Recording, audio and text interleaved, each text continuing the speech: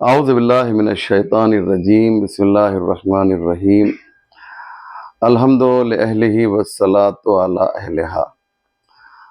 आज हमारे दरमियान शहर पूना की मशहूर व मारूफ शख्सियत जनाब क़ुतबुद्दीन सुतारवाला मौजूद हैं। इनकी एक बर्निंग डिज़ायर है, एक दिली ख्वाहिश है कि शहर पूना में उन बच्चों के लिए, उन जवानों के लिए जो मुख्तलिफ़ शहरों से तदरीस के लिए, तालीम के लिए, पढ़ने के लिए यहाँ पर आते हैं और हॉस्टल न होने की वजह से इधर उधर मारे मारे फिरते हैं। हमारे क़ुतबुद्दीन साहब की तमन्ना ये है कि एक हॉस्टल यहाँ पर तामीर किया जाए ताकि वो बच्चे जो सरगर्दा रहते हैं, परेशान हाल रहते हैं हॉस्टल की न मिलने की वजह से, उन्हें हॉस्टल मिल सके। मुझे जब इन्होंने ये बात बताई तो बहुत खुशी हुई, बहुत अच्छा लगा। मैं अप्रिशिएट करता हूँ और इनकी जितनी भी तारीफ़ की जाए कम है। मैं ये चाहता हूँ कि मोमिनीन आप इनके इस नेक मकसद में आगे आएँ।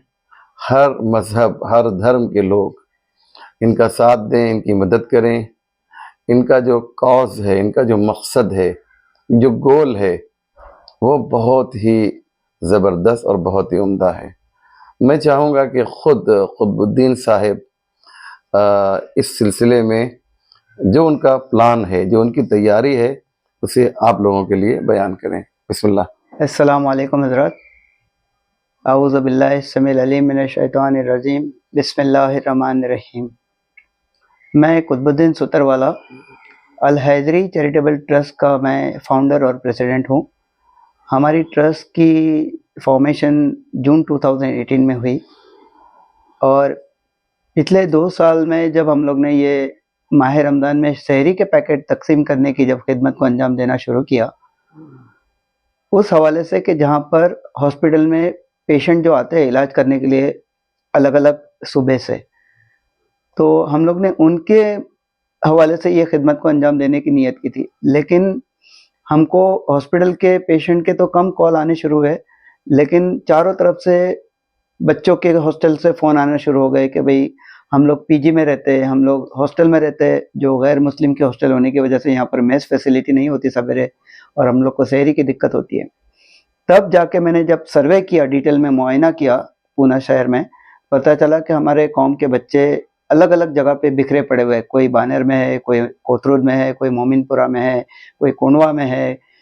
तो फिर मैंने सोचा कि क्यों ना इस प्रोजेक्ट को इस तरह से अमली जामा पहनाया जाए कि जिसकी बदौलत मतलब सारे अपने मोमिन मुखलिस मुस्लिम बच्चे एक ही प्लेटफॉर्म के अंदर आ जाए, जहाँ पर मतलब एक बॉयज़ एंड गर्ल्स के लिए हॉस्टल का इंतज़ाम किया जाए, वहाँ पर एक एकेडमिक सेंटर हो और एक वहाँ पर छोटा सा कम्युनिटी सेंटर हो।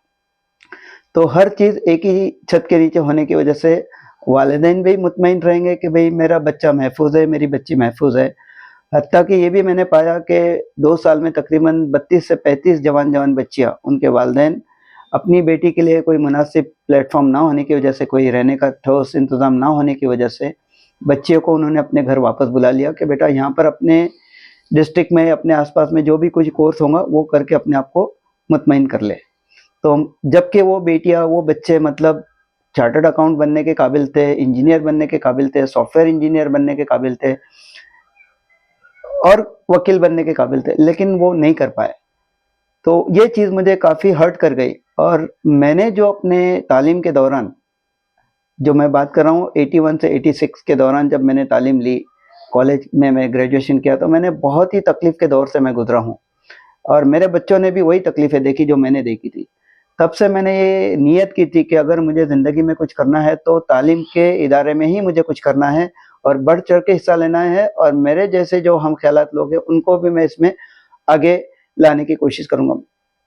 मैं अपने आप को बहुत ही खुशकिस्मत समझता हूँ कि मौलाना असलम रिजवी साहब जो पूना के नामी गिरामी हस्ती है। यहाँ पर मौलाना की जो लिस्ट है उनमें ख़ास करके जो महाराष्ट्र के जो शिया उलमा है उनके वो लीडर है, और उनके रहबरी में, उनके गाइडेंस में बहुत सारे लोगों ने, बहुत सारे आलिम दीन ने, बहुत सारे तलबतुल इल्म ने उनसे गाइडेंस लेके अपनी ज़िंदगी में बहुत कुछ हासिल किया है। और मैं यही चाहता हूँ मैं एक स्टूडेंट हूँ भाई, मैं बहुत बड़ा आलिम नहीं हूँ, तो एक मैं छोटा सा तालिब इल्म हूँ। मैं अपने आप को खुशकिस्मत समझता हूँ कि इन जैसी नेक हस्ती ने, बड़ी हस्ती ने मुझे साथ देने की नियत की, तो मुझे यकीन है कि इस कार्य खैर का जो आगाज़ होगा तो वो यकीनन अंजाम तक जाएगा और बहुत जल्द से जल्द हमें इस प्रोजेक्ट में कामयाबी मिलेगी।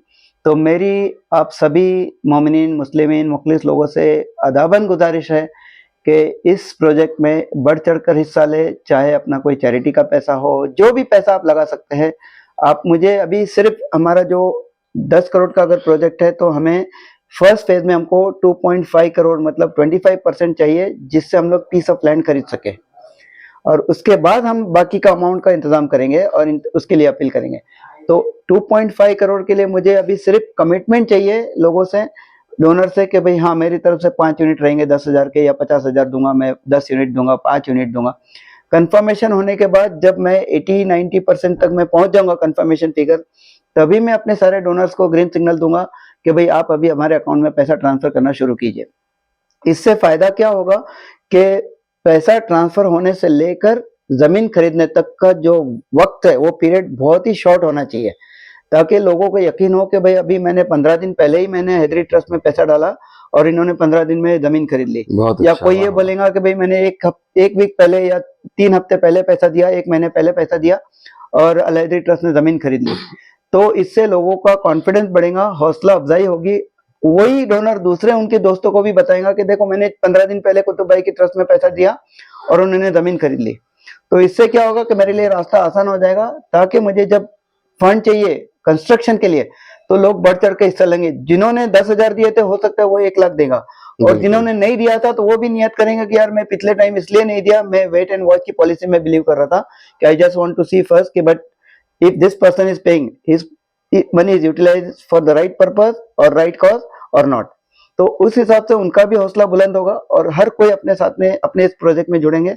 और मुझे इस बात का यकीन है कि अल्लाह ताला ने अगर फजल करम से इस प्रोजेक्ट को हम लोग इंशाअल्लाह ताला कामयाबी तक पहुंचाएंगे, और जब ये प्रोजेक्ट मुकम्मल हो जाएगा तो इसी थीम पे हम लोग इंशाअल्लाह 2 साल के बाद में या 3 साल के बाद में दूसरे सूबे में हम लोग करेंगे, चाहे गुजरात में हो, चाहे यूपी में हो, चाहे एमपी में हो या राजस्थान में हो, लेकिन इस तालीम के इदारे को हमको आगे बढ़ाना है, यही मेरी कोशिश है। अस्सलाम वालेकुम।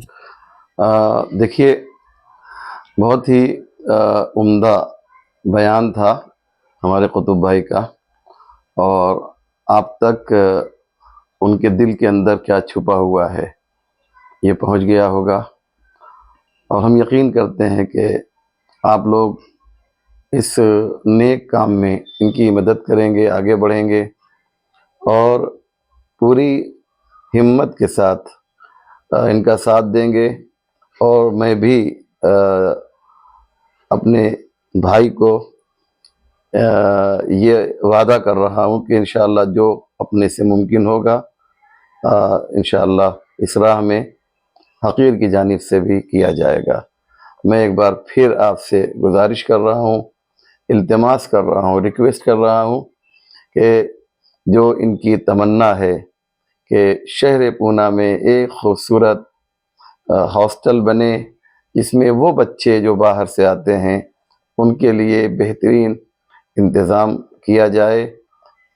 इंशाअल्लाह ये तमन्ना ज़रूर पूरी होगी। अभी इस प्रोजेक्ट की कॉस्टिंग डिटेल्स और जो भी डिटेल्स आपको चाहिए तो आप मेरे नंबर पे भी मुझे कांटेक्ट कर सकते हैं। मेरा नंबर है 00918265023256। तो आप जब मुझे इस नंबर पे मैसेज देंगे तो मैं आपको सारी डिटेल्स भेजूंगा, चाहे आप मुझे अपना ईमेल आईडी देंगे। ये मोमिनीन, ये नंबर आपके स्क्रीन पे इस वक्त जाहिर हो रहा है जो कुतुब भाई का है। इस नंबर को आप लोग नोट कर लें। इसी वक्त जो है आप स्क्रीन पे कुतुब भाई का नंबर देख रहे हैं। अस्सलाम वालेकुम।